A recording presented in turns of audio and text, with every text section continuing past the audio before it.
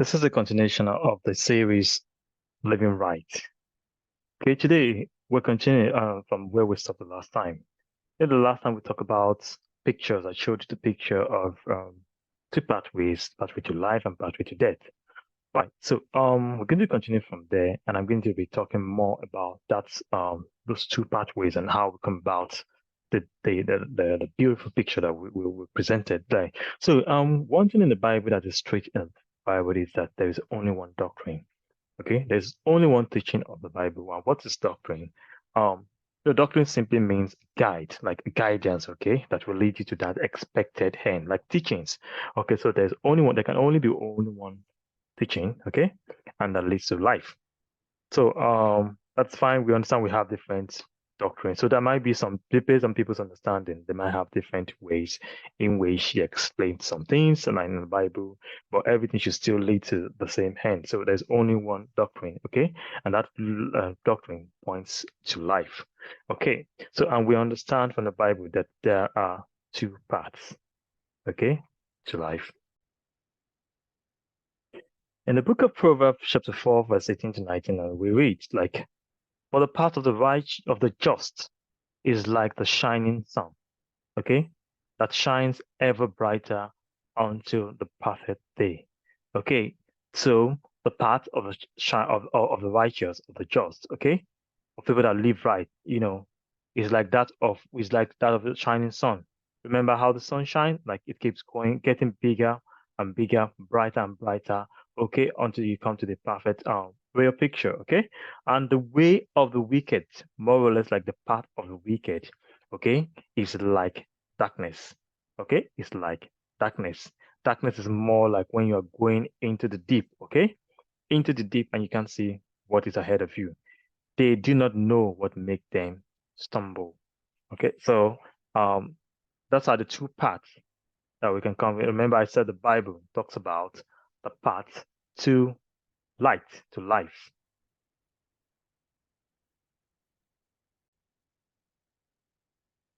These are the two possible ways, the path of the wicked and the path of the righteous. Okay, so who are the wicked? Who are the righteous? So now, this is what I'm going to be explaining briefly. You see, in the Bible, the language that the way the Bible is structured in such a way in which what ends the end of someone, okay, is usually used to name that person. Okay, we'll see different example of that even in the Bible. Okay, like who are the wicked? The wicked are people that walk in a path. Okay, and at the end of the day, they are termed as, because of the way they walk, they are termed as being wicked. That path is known as the path of those that are wicked. There are some people that would walk in another path, you understand, and in another way, and eventually God declared them righteous. Okay, that path they walk in is the path of righteous. Okay, Abraham walked on this path, and we see that God declared him righteous, which is the path of faith.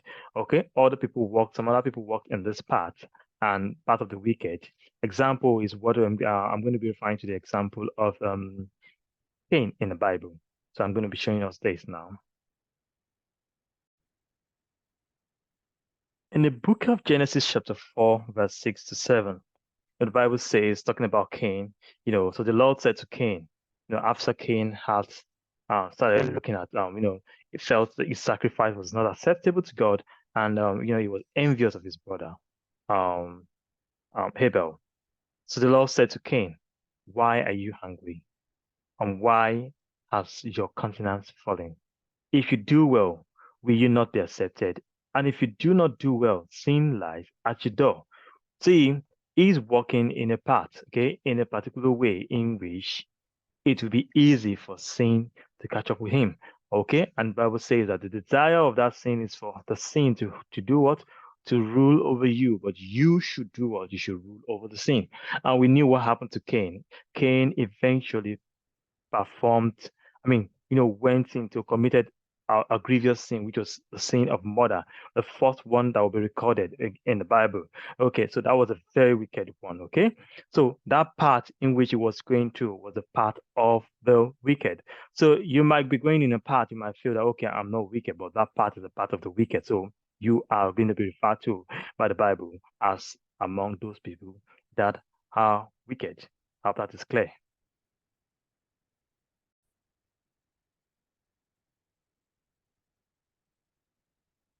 Right. So this was the diagram, the picture that was shown before. Okay, and now with that understanding, we're going to be explaining it. Okay, like we know there are two pathway, and that is a pathway that leads to one that is that of the righteous, of those of the just. Okay, that leads to life, and that of the sinner that leads to death. Okay, as we have seen in the Bible in the book of Proverbs chapter 4, verse 18 to 19. Okay, so just a little bit of a background. What's the pathway of a Christian? Okay, I'm going to show us something now in the Bible where Jesus Christ said, okay, that He is the way, the truth, and the life, and no one goes to the Father except through Him. So there's only one path that leads to life, okay, and that is Jesus Christ. Okay, so the way, okay, the door into it, the truth. The truth, the truth about that opens the door right onto you and the light that you're going to get you. So that's the pathway of a Christian. That's what I've done this as, and the pathway of the sinner. Okay, and we see that the path of the right of the righteous, the way we see it in that place is that it becomes brighter and brighter, and it moves on. Okay, and leads to life. Okay, while the path of the sinner from the other part of the wicked. Okay, and from the story of Cain that I've showed to you, we've been able to see that, okay, going in that path, okay, which is going to produce a sin, okay, and that sin simply makes you what? A sinner. All right, someone that commits sin. Okay, even though you've not committed a sin, but you are already a sinner. Okay, right. And what happens is that eventually it leads to an act that one will not be proud of. Okay, that very act, okay, that makes you the wicked. Okay, that's the part. The end of that, the end part, the eventual what that path will lead to it's wickedness, is death. Okay, so that's the path of what? Of the path of the wicked, or the path of death, or the path of the sinner. All right, so that's the path. So we see that it goes deep, it's dark, and darkness is like when you're going deep, you don't can't see ahead of you. Okay, so you can see that's the reason why for a sinner, okay, the pathway goes down this way and it leads to death. Okay, we're going to be talking about what life is and what death is. Okay, and well, if you see that of the Christian, it keeps shining brighter and brighter until it gets to the space it leads, it leads to life. Okay, so that's that about that. So I'm going to be showing you some other important things now. Before I continue to talk about this picture, I just want to give you a bit of background. How did we come about this? You will see that fine, we've known that this path goes down and this one goes up. But what about all this one? What about all this one and this one? Okay, that goes to the understanding of when we say there's only one doctrine. The doctrine of Jesus Christ, the doctrine of the Bible is the doctrine that leads to life. Okay, and by extension, if you're talking about what leads to life, you could be able to talk about what leads to death. Okay, and that is what the scripture is all about. Okay, we see the apostles in the Bible, Paul, Peter, and the disciples of Jesus, like they came up with they're able to like came up with beautiful way. I mean, they describe what it means, the way of a sinner, and they also describe, the way of a of a Christian, okay? And all the things that they talked about there are, things like this, which I'm going to be showing you. Okay, right. So it's about you see, we should read especially the writing of Paul. You not understand who a sinner is. You understand by nature what who a sinner is. Okay, they introduce what we call flesh. Okay, flesh, giving it a different meaning. Okay, all right. And what is life? You see, what's life? What's death? And what does it mean to walk and the spirit? Okay, so putting all this together, what we've just done with this diagram is that you know for us to understand it. Like remember I said, um, they have a way. We might not have like I want to believe that they have that doctrine written down and in which people could study. You remember Bible said, Paul, after he got born again, you can say he went to learn about the law. So I believe there is doctrine that they had, you understand, in which they were learning from, and that which is the reason why you'll be able to read the book writing of Paul, or read the writing of Peter, read the writing of other apostles, and you still see that link. It was not really like one is going against or contradicting the other, right? So, and we would even see where Peter even said that Paul had understanding into some things. Okay, which is simply meant they have that common doctrine. Okay, that only one doctrine. Okay, and what we've done here is to try to reproduce not a doctrine, but a picture of something, like reading the Bible and producing something like this. Okay, so that's how we've come about this two beautiful diagrams. Okay, right. So on this diagram, you would see that there can only be two pathway. There are like two pathway, or okay, two possible paths for a sinner. Okay, a sinner could come like this, and hanging a life going through this path, and you see that it looks as if this path is blocked, and or could go down and lead to death. Okay, but a Christian, okay, has three possible paths. The first one is to go up straight to life. Okay, another one is to come here. Okay, you see this is blocked, that leads to death, and another one is to go. Then you see this broad way. Okay, that could lead to death. So we're going to be explaining, each of these. There are Bible passages, to support each of the steps. Right. So even though the sinner has two paths like it could take, a Christian also has three paths it could take, but there are two destination. Okay, two destination, and it could either be life or death. Could either be life or death. All right. So we'll see that this is broad. This is very narrow. This is narrow. This is broad. How did we come about all this? What's the teaching of the Bible about this? I think the first thing is for us to do is to define what life is and what death is. Okay, that's the common thing. I think that's the way to go. All right. So now I'm going to be defining a life. Okay, like what life means. Life means complete dependence on God. Okay, and there's something we've had it here by continuous conditioning. Okay, by continuous conditioning, you're going to be understanding this. What do we mean by conditioning? That is, okay, you depend on God for a little thing, and through that, you understand more of God. You understand it easier. I mean, it's better to depend on God, and that gives you the ability or the capability, you understand, to depend on God on something greater than that. Okay, and that's how God guides us. If you read the story of Abraham, God didn't just tell Abraham to wake up one day and to just go and sacrifice Isaac. Okay, there were times that God spoke to Abraham with signs. Okay, and at some point in their relationship, God started speaking to Abraham in physical, like giving him direct direction, okay, direction to do instructions to do some things, okay, without having to show him a lot of signs saying kill this one, put this kind of bird somewhere, or put something somewhere, and let's see if birds are going to come and hit it, you understand? Or saying, can you look at the stars? Can you count them? It came to a time in Abraham's life that he could hear God, okay, without the use of sign, okay. What we might have missed before in the story of Abraham is that there might be time that it's possible that there was a time that God was speaking to him in different ways that he was not understanding. Okay, but you see that pathway, but through continuous exposure, okay, when you pass on exposed to something greater. So that's what I meant by continuous conditioning, okay? And it is directed by the Spirit of God that is in you. Okay, and what does that do? Eventually what happens is that you completely depend on God. You have mastered and learned how to depend on God, and that is life. Okay, so what is death? Death is a state in which you lose the consciousness of the provision of God, okay? In which you lose the consciousness of the provision of God. I'll give you an example in the book of Genesis, with Adam, okay?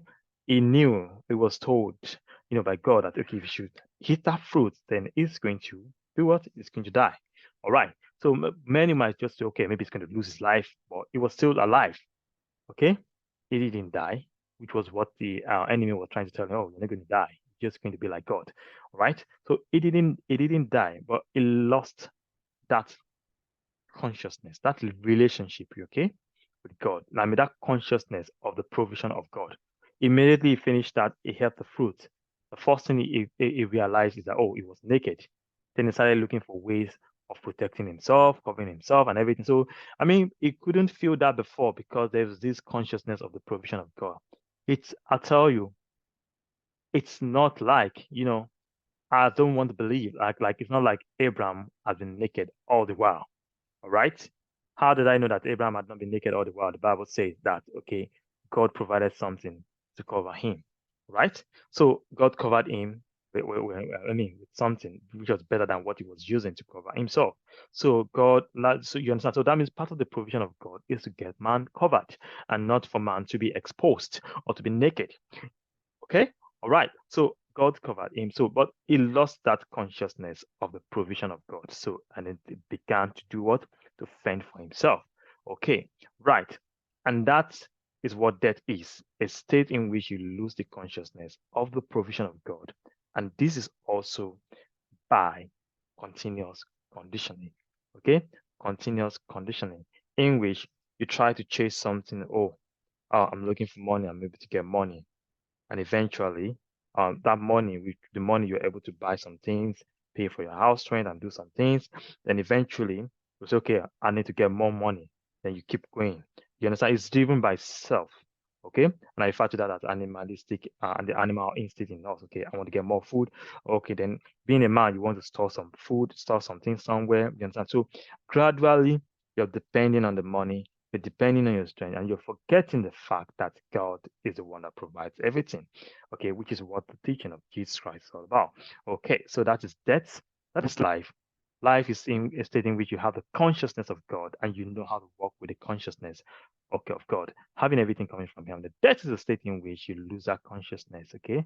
And how does that happen? Related gradually. Okay, all right. So that's that. Okay, the further down you get, go, the more difficult it is for you to move to life. So we're going to be explaining some of these further. So coming to this diagram, okay, you see here this is for Sina, it's going down, and with this you see that it is difficult once someone starts living by itself. You know, self is driving something. Okay, I need this, I'm getting this, I need this, I'm getting it. Then you tend to see your source coming from somewhere. You understand somewhere, okay, and which is not God, okay, maybe. Or probably tend to see your means of livelihood coming from your job, and the way to achieve that is through that self want. You want something using your own strength, and being driven by the goal that you're going to get from it. I mean, the produce, maybe the salary that you get from it and everything. So you're driven by that. Then you want more, and you keep going down in a path.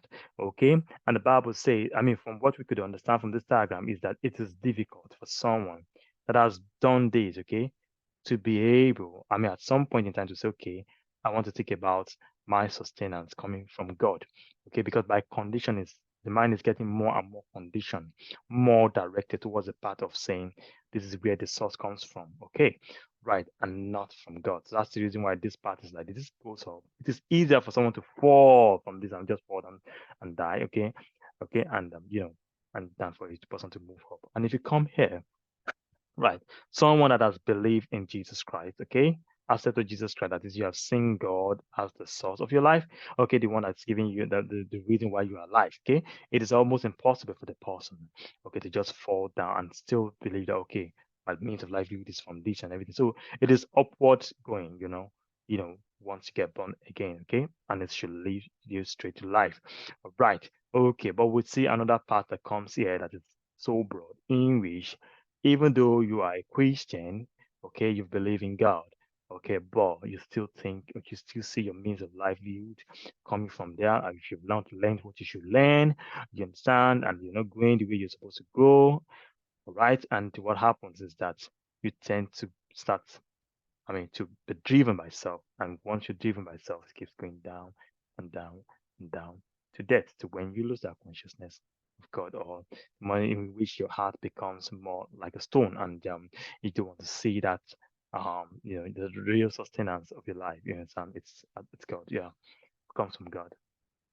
Now, so the next thing now is, who is a sinner? I mean, we've talked much about this, but I mean, it will be clear to us now. A sinner is someone with no direct access to God. A sinner is someone with no direct access to God. A sinner is someone that does not, what characterizes that part of a sinner? Someone that has no direct access to God. It's someone that has been conditioned in a way to believe or to know that the sustenance comes from material things and not from God. Okay, so invariably you could see that person does not have access to God, right? So going to be showing us some things. Okay, well, I mean, of course of this series, you'll be saying something. So, and such a one is a prey in the hand of devil.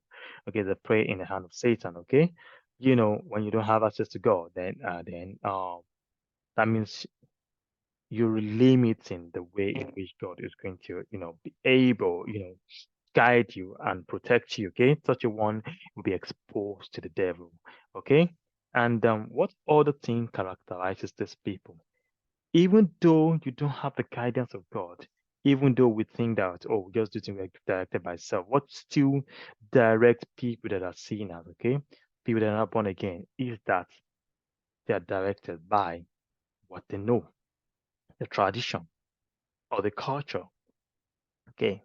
And I'm going to be giving example of this. Like, take for instance, if you're someone that, okay, you work, right? The culture at the place of work, I mean, the laws at the place of work, you follow it. If it says, okay, do not do this to someone, this is when you resume. You understand? You're very, very, you follow all the laws and everything, the tradition. I take for instance, maybe someone in a community or in a country, there are laws in the country. You rely on the law and you know how to, arrange yourself in which you're not going to be found wanting, and you'll be able to move forward in life, achieving things you need to get. Okay, so such a one rely on tradition, okay, or the culture of the environment they found themselves. Okay, and one thing about this is that you know if it's not based on the Bible, if it's not based on the word, because Jesus said, "I'm the way, the truth, and the life." If it's not based on that, then it's not the pathway that leads to life. This includes everyone. Okay. And I tell you this, even the Israelites in the Bible, this includes them. Okay. Because what? They are following the law of their land, right? Following the law of their land. Okay. So even the law of Torah, or the law of the Bible, okay, is the law of the country of what? Israel. All right. So they're following tradition, they're following culture. Okay. That's what it means to be followed by law. I mean, to be following the law. Okay. So that still does not exempt them from being a sinner. The Bible says, "For we have all sinned and fall short of the glory of the Lord." Okay, we have all sinned. So everyone is a sinner except someone that has accepted Jesus Christ into his life. And what is that thing that guides those people? Okay, and they are highly susceptible to the greed and the craving of self. Okay, they want to have this, have that, acquire this, acquire that, and you understand. So that is our nature. That is what characterizes a sinner. What characterizes everyone. Okay. Right. So when Jesus Christ came to this earth, it doesn't matter whether you're a Jew or you are anything, you understand, everyone is still the same thing on the, you know, with the way God was seeing us, then we were all, everyone was a sinner. All right. So, and everyone needs the salvation of God to be able to move in the right path.